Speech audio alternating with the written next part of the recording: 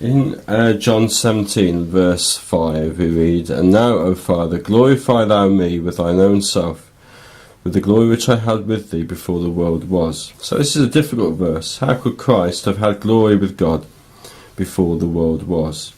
Now, some Old Testament background which helps to explain this verse and other parts of the prayer in John 17 is that part of the Old Testament which concerns Joseph. So in this video we'll consider the links between Joseph and the prayer of Christ in John 17. As we will see, there are over a dozen such connections.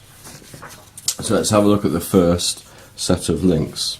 In Genesis 37 verse 4 we read, "And when his brethren saw that their father loved him more than all his brethren, they hated him and could not speak peaceably unto him." So, just as Jacob loved Joseph, so God loved his son, as Christ mentions twice in the prayer, as we see in verses 23 and 24.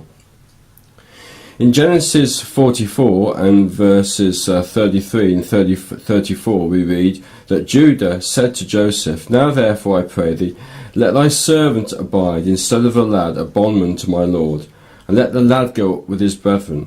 For how shall I go up to my father, and the lad be not with me, lest peradventure I see the evil that shall come on my father?" Now the concern which Judah expressed for his father in not wishing to see evil come upon him was also shown by Christ towards his disciples when he prayed that God should keep them from the evil. In verse 3 of John 17, Christ prayed, "And this is life eternal, that they might know thee, the only true God, and Jesus Christ whom thou hast sent." So likewise, Joseph desired to be made known to his brethren, and he too was sent by God. The power which Joseph had over all Egypt is shown in Genesis 45 and verse 9. "God hath made me Lord of all Egypt," he said. And this pointed forward to the power which Christ would have as the one who would be given the name above every name, and who now sits at the right hand of God, exalted above the angels, and will be king when he returns. The desire which Joseph had to be near his brethren reflects the desire of Christ, that his disciples might, as he said, be with me where I am, as we see in the second link there. We then come to a key link which helps to explain that difficult verse which we looked at to begin with, how Christ had glory with God before the world was. In Genesis 45 and verse 13, Joseph says to his brethren, "And ye shall tell my father of all my glory in Egypt, and of all that ye have seen." Now God, in his foreknowledge, knew of the glory which Christ would have. And this was foreshadowed in Joseph, who, before the foundation of the Mosaic world and the Old Covenant came into being, had glory which his brethren could see. Now likewise, the brethren of Christ will behold his glory when he returns. On the screen, you can see that Genesis 45 verse 13 has been paired with John 17 and verse 24, rather than the verse 5 which we mentioned at the beginning. This is because of the matching phrase, "my glory."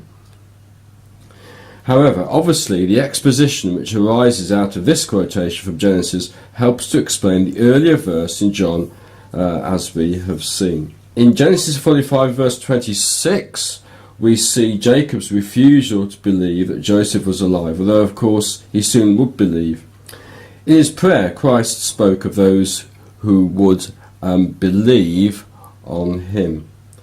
And finally, on the screen, the last link shows that the occasion when Jacob said of Joseph's two sons that they were in a sense his, and Christ also said of his disciple, "All mine are thine." So here's the final set of connections that we see between Joseph and John 17. In the first link on the screen, we see that Joseph acknowledged that his sons had been given to him by God, and likewise disciples of Christ had been given to him by God. The next connection shows the parallel between the brethren hating Joseph and the world hating the disciples of Christ.